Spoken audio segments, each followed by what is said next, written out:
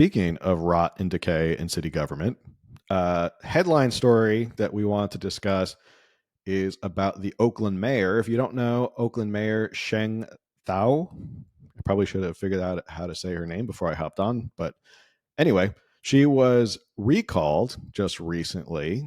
But the bad news does not end for Sheng Thao now.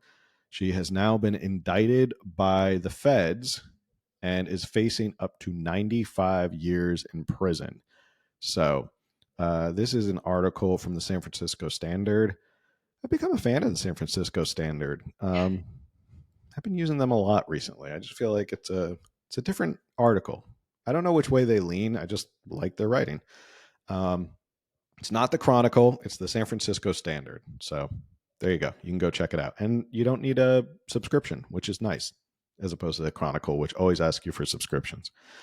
All right. So this is from the San Francisco Standard. Sheng Thao, who was ousted as Oakland mayor in a recall election in November, has been indicted by a federal grand jury on bribery charges, along with her boyfriend, Andre Jones, and two brothers from the powerful Duong family, owners of California Waste Solutions. We'll get to them in a little bit. Federal prosecutors said Thao received kickbacks from the Duongs in exchange for political favors. Those included paying for a negative mailer campaign and $95,000 in direct payments disguised as wages for a no-show job for Jones. I didn't fully understand that part. No-show job? Well, so there was a negative mailer, and then there was also a no-show job. Like, I was confused. Did this mailer actually go out, or did they just disguise it? I don't know. I didn't understand that little clip right there. I think they paid for it, which I don't think you're allowed to do because that's a contribution in kind and it probably exceeds the limit. Right. As an Italian from New Jersey, I understand very much what a no-show job is. Not that I've ever been on one. It basically is you get paid to not show up or not work. So Okay. you get put on the payroll and you get paid. The way I read it, it felt like it was two different things, and I was very confused about, like, was he responsible for this mailer and it didn't happen? I don't know. I was just sorry. That little piece confused me. I apologize. I think it was two things. I think it was the negative mailer campaign and $95,000 in direct payments to her boyfriend for a no-show job. I would like that job. Well, who wouldn't like to get paid to just not do anything? For almost 100K? For almost 100K. Why not? Thao, Jones, and Duongs are charged with conspiracy, aiding and abetting bribery concerning programs that receive federal funds, conspiracy to commit honest services mail fraud and wire fraud, aiding and abetting honest services mail fraud, and 2 counts of aiding and abetting honest services mail wire fraud.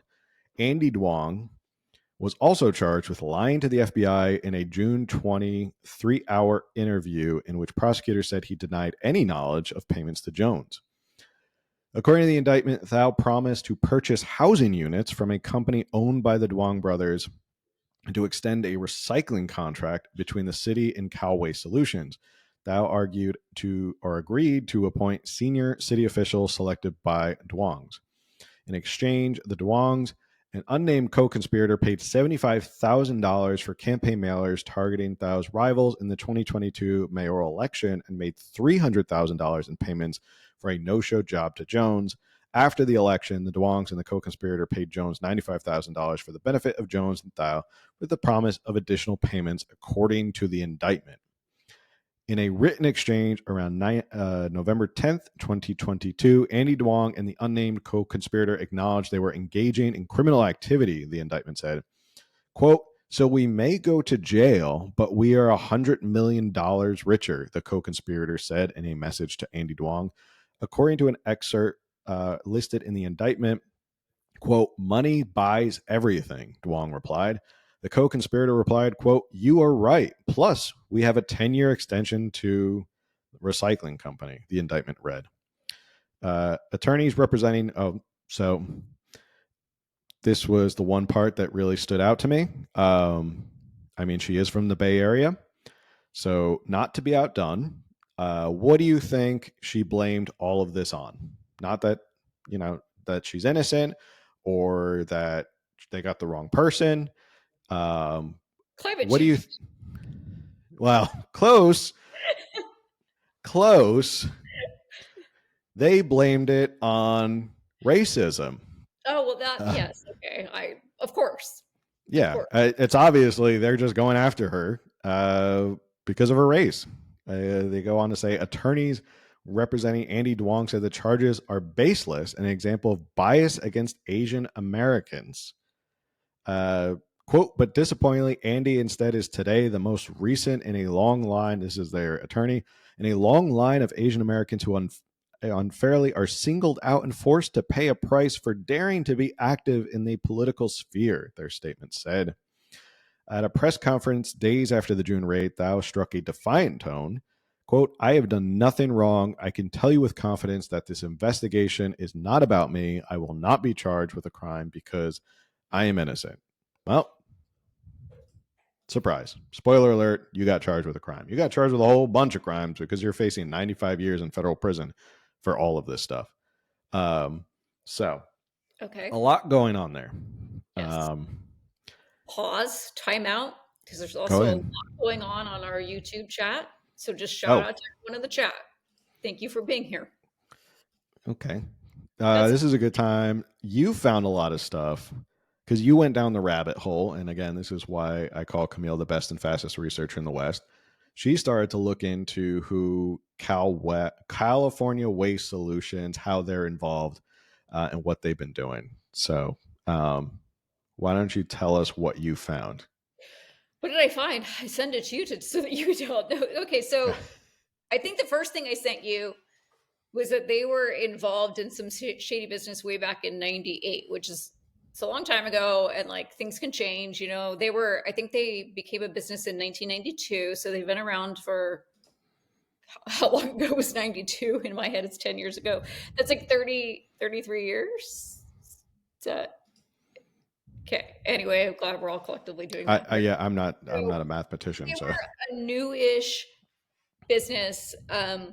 Things can, mistakes can be made. Yes. So I don't think I have that article even open on my computer, but it was. I think there was a strike. People were saying they weren't being paid fair wages, and yeah, I have it up here and highlighted. it This is was that, going, that was one incident. Like, yeah. and I Uh, give one incident, well, depending on the incident, but yeah, this article's from 98, and then this goes way back. The upheaval at California Waste Solutions began this spring when its workers, almost entirely immigrants from Mexico, decided to organize a union. We're very unhappy about the wages. Almost everyone here makes $6 an hour, just a handful are paid a little bit more. Workers also complain about conditions on the garbage line. There's no adequate eye protection against dust and grit from the recycled materials, they say. sorry, I just want to say that was like in 98, 99, $6 was minimum wage. I Right. remember my first job making minimum wage in the 90s, in the late 90s. So Yes. Um, Although the company provides gloves, workers still get cut. On the picket line, Francisco Hernandez showed a deep gash on one of his fingers. When a glass bottle got stuck in the line, it cut right through my glove when I tried to get it loose. Other workers showed similar cuts, abrasions, and eye inflammations they said were due to the job. So these Duongs don't run a very uh, I don't up and up business. They don't run a great business. pulling up our notes because there was more. He goes on to say, not only that, but the city had basically set Duong up in business, giving him a loan of $350,000 for the express purpose of purchasing vehicles. So this goes way back, Oakland's corruption with this company. This is not like, Sheng Thao is not the first person to deal with them. It looks like their history goes way back in Oakland, farther and farther. I think there was even stuff I didn't add to the notes, and so now I can't really speak on it. But there was things of with them with going back to like the 90s and early 2000s of bribery with city council members and stuff. Mm-hmm. Because so contracts. I don't know if every California county or city or whatever is run this way, but for the most part, like you and I don't go out and pick our trash and recycling company. Our cities have and then whether we pay it on our property taxes or directly to the company. Like I know my company is Republic, and they pick up my trash, recycling, yard waste, organics, all the things. Like it's all run by Republic. So it sounds like in Oakland, they same setup, but they were originally had contracts for the trash and recycle, but then eventually got rid of Cal Waste for trash and then only had them for recycle. And so another article that I sent you was regarding their price gouging of multi-units. So like apartment complexes, they were charging landlords far more, like four times as much as they should be for picking up curbside carts. And so a lawsuit happened in 2017 against it was like the city or maybe the landlords against Cal Waste Solutions for saying like, hey, you've been overcharging us and by lots of money. Well, so that was 2017, and then they ended up settling the lawsuit in 2021 for over $6 million. And also part of the settlement was agreed upon that instead of charging them $134 per cart as they had been, it was now like $38 per cart, which is very significant, huge savings. I mean, huge. Well, I don't know if you want to pull any of this up or if you just want me to walk it through or whatever, but